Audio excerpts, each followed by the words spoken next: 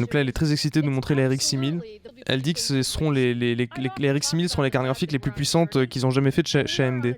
Donc là, ils font un rappel sur les précédentes architectures qu'ils ont faites, donc GCN, RDNA 1 qu'on avait sur les RX 5000 et là RDNA 2 sur les RX 6000. Donc elle indique que là RDNA 1 a amené 50% de performance en plus par watt par rapport à GCN et là ils veulent refaire plus 50%. Ça c'est la puce au cœur des cartes RX 6000. Donc avec l'architecture RDNA 2. Donc là on voit un peu une vue du die derrière. Ils ont intégré un cache basé sur l'archi Zen 3, donc l'Infinity Cache, qui a un débit plus élevé. Ils combinent de l'Infinity Cache avec la mémoire vidéo en GDDR6 et un bus mémoire de 256 bits. Donc le bus mémoire est plus petit, mais ils annoncent des débits plus élevés malgré tout grâce à l'Infinity Cache. Ils avaient mis quelques points clés des améliorations sur RDNA 2 par rapport à RDNA 1. Donc voilà, les unités de calcul haute performance, l'Infinity Cache dont on a parlé un petit peu, le design haut débit, bon ça c'est un peu vague, et des fonctionnalités avancées, ça c'est ultra vague aussi. Ils étaient un peu plus précis dans le slide d'après en disant qu'au niveau de la pipeline, il y a un rebalancing un peu plus agressif, datapass reconçu, pour améliorer l'efficacité. J'ai mis cette phrase genre au secours. Donc un déclenchement omniprésent et fin des fréquences. En gros, ça devrait mieux booster en termes de fréquences. Ils auraient pu juste décrire ça, ça aurait été très bien, mais bon, c'est pas grave. Ils annoncent plus 54% de performance par watt par rapport à RDNA 1, et ils mettent en avant donc l'augmentation des fréquences, l'amélioration des améliorations d'architecture et de design qui permettent d'améliorer l'efficacité énergétique, et aussi des améliorations d'IPC, donc de performance par cycle d'horloge avec l'Infinity Cache. Donc il y a DirectX Ultimate, ça c'est évident, pour DirectX Ray Tracing, donc ça on en a déjà parlé, l'API pour faire du Ray Tracing, le VRS, Variable Rate Shading, et il y aura le support pour Microsoft Direct Storage, et c'est ça qu'on veut, pour réduire les temps de chargement. Ça on a déjà parlé de Microsoft Direct Storage, Nvidia appelle ça RTX IO, mais l'API de base c'est Microsoft Direct Storage, donc ce sera supporté. Donc les RX 6000 sont prêtes pour le Ray Tracing, dans les jeux à venir.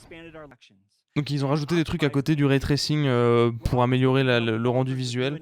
Le VRS on en a déjà parlé, ça change la précision du rendu en fonction des différentes zones ou de la luminosité. Ils ont annoncé donc 3 cartes graphiques, donc plutôt visées haut de gamme pour commencer. Ils ont fait comme Nvidia, ils commencent par le haut de gamme mais après ils annonceront des modèles un peu plus abordables par la suite. La moins chère ce sera la RX 6800 pour l'instant à 579$, qui vient se positionner au niveau d'une 2080 Ti d'après leur benchmark. A noter que la 2080 Ti c'est à peu près les performances d'une 3070, donc ça permet de voir comment elle se positionne, cette RX 6800. Après, ils annoncent leur performance avec une technologie qui s'appelle Smart Access Memory. On a peu d'infos dessus, mais qui permet, quand tu as un Ryzen 5000, d'améliorer les perfs. Bon, c'est des chiffres qui sont à prendre avec des pincettes, puisqu'ils sont fournis par AMD. Il faudra voir ce que ça donne en pratique. Mais on aurait donc une carte un peu plus puissante ou aussi performante que la 3070 qui est annoncée à 579$, ce qui est plus élevé que le prix de lancement de la 3070 qui était de 500$, mais s'il y a du stock, il pourrait quand même taper assez fort sur le marché. Et puis il faut pas oublier que le prix de lancement d'NVIDIA c'est sur les Founders Edition, et on a constaté que là généralement les customs au final étaient vendus beaucoup plus cher parce que le stock était tendu et que les fabricants de cartes custom n'arrivaient pas à suivre le prix d'NVIDIA. Donc ça c'est pour la RX 6800. Le reste des specs, si jamais je vous les mets, vous avez 60 unités de calcul, les fréquences qui sont plutôt intéressantes, l'Infinity Cache qui est comme sur les Ryzen, c'est juste un nom commercial pour un cache au niveau de la puce. Dans ce cas-là, un cache pour la partie mémoire vidéo. On a 16 Go de GDDR6, donc c'est cool parce qu'on a beaucoup plus de mémoire vidéo que la RTX 3070, même si dans pas mal d'usages c'est pas pour l'instant utile, mais pour le côté future-proof c'est un petit plus d'avoir plus de mémoire vidéo. On sait jamais comment les jeux vont évoluer. 250 watts de conso, donc on est un peu au-dessus en termes de conso, mais pas de peu. La 3070 c'est 220 watts de TDP annoncé par Nvidia. Ensuite, on a la 6800 XT, annoncée à 649$. On va fermer les onglets parce que plus d'unités de calcul, des fréquences plus élevées, toujours 16 Go de mémoire vidéo, 300 watts de TBP, donc board power, le conso de la carte complète. Donc là, c'est le GPU, la puce en elle-même avec la mémoire vidéo et quelques autres composants autour qui consomment un petit peu aussi. Donc 6800 XT qui vient se positionner face à une RTX 3080 mais avec un prix de lancement inférieur, et d'après les chiffres annoncés par AMD, on aurait une carte qui serait vraiment similaire en termes de performance. Pour terminer, on a la RX 6900 XT qui, de son côté, bonne surprise de la part d'AMD, qui de son côté vient concurrencer la RTX 3090. Ça faisait longtemps qu'AMD était vraiment à la traîne sur le haut et très haut de gamme, et là ça fait plaisir parce que ils reviennent un petit peu sur ce segment-là pour apporter un peu plus de concurrence à Nvidia. Donc 80 unités de calcul, des fréquences assez élevées aussi, même quantité d'Infinity Cache, et 16 Go de mémoire vidéo et 300 watts de consommation. Donc on a une conso similaire à la 6800 XT, enfin on a la même consommation qu'une 6800 XT pour des performances un peu supérieures. Donc ça c'est assez étonnant, on verra quand il y aura les benches si ça se confirme. Et eux, en termes de performance qu'ils annoncent, c'est quelque chose qui arrive à se positionner au niveau d'une 3090, voire un peu au-dessus.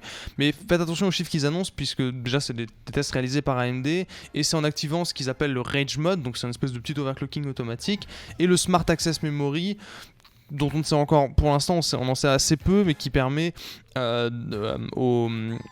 à la carte graphique de gagner en performance en fonctionnant avec un Ryzen 5000. Donc avec ce qu'ils expliquent sur leur site, c'est que le processeur peut avoir accès à un plus grand débit vers la mémoire du GPU. Donc pour l'instant on en sait encore assez peu sur ce Smart Access Memory. Il faudra attendre des benches un peu plus complets pour voir si vraiment ça permet les gains de performance de 11% qu'annonce AMD, mais ça pourrait rendre très intéressant le fait d'associer du Ryzen 5000 à des RX 6000 en carte graphique et ramener sur le devant de la table ce fameux, ce qui était devenu une idée reçue de il faut mettre une carte Nvidia avec du Intel et une carte AMD avec du AMD. Là ça pourrait remettre ça sur le devant de la table, mais pour l'instant on en sait très peu, ils ont donné peu de détails pendant la conférence, donc attendons de voir les benches, attendons de voir d'avoir un peu plus d'informations sur techniquement comment ça fonctionne. Au niveau des dates de lancement, on aura le 18 novembre pour les RX 6800 et 6800 XT, et la 6900 XT de son côté arrivera un peu plus tard, le 8 décembre. Il est fort possible que les benches arrivent aux alentours des dates de sortie. Pour l'instant, on n'a pas d'infos supplémentaires. On a les benches qu'a communiqué Nvidia qu'a communiqué AMD pendant les annonces, mais il faudra attendre de voir d'autres benches effectivement pour vraiment assurer le bon rapport performance-prix de ces RX 6000. Si jamais vous voulez un tableau de récap, celui qui est très bien foutu c'est celui de Videocards. Ils ont aussi publié les screenshots de leur site au niveau du PCB qui donnent quelques accès, quelques informations, qui permettent de se donner une idée de la gueule du PCB, voir le nombre de connecteurs d'Alim. PCB beaucoup plus conventionnel évidemment que les RTX 30 Founders. Et on a aussi les screenshots du die de la puce en elle-même, Big Navi, Navi 21 si vous préférez.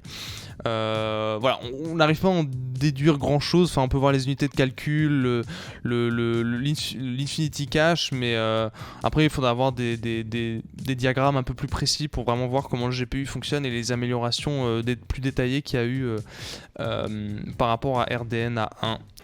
Vincent, tu disais, j'avoue que la 6800 XT donne très envie. Si seulement AMD avait le DLSS 2.0. Ben, si vraiment c'est un truc très important pour vous, effectivement, il faudra se rabattre sur Nvidia.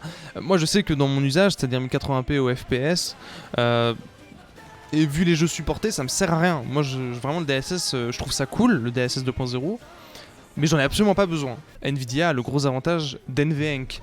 AMD n'a absolument pas communiqué dessus aujourd'hui, et pas rien qui va dans le sens d'un équivalent à NVENC. Parce que ça peut être, si vous recordez souvent du gameplay ou si vous voulez streamer du jeu, NVENC c'est vraiment un argument. Pour moi les drivers ça en est plus vraiment un. Par contre le DLSS 2.0 et NVENC, ça clairement oui.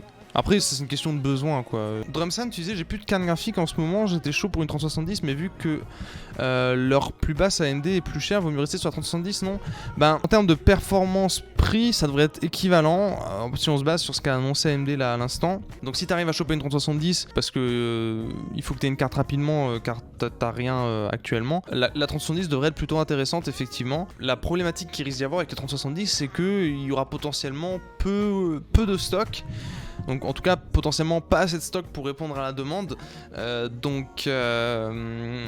que tu vas réussir à en acheter une, quoi? C'est ça la question. Tu peux être au taquet demain. Normalement demain pour les 3070, les ventes devraient démarrer à 14h, heure française.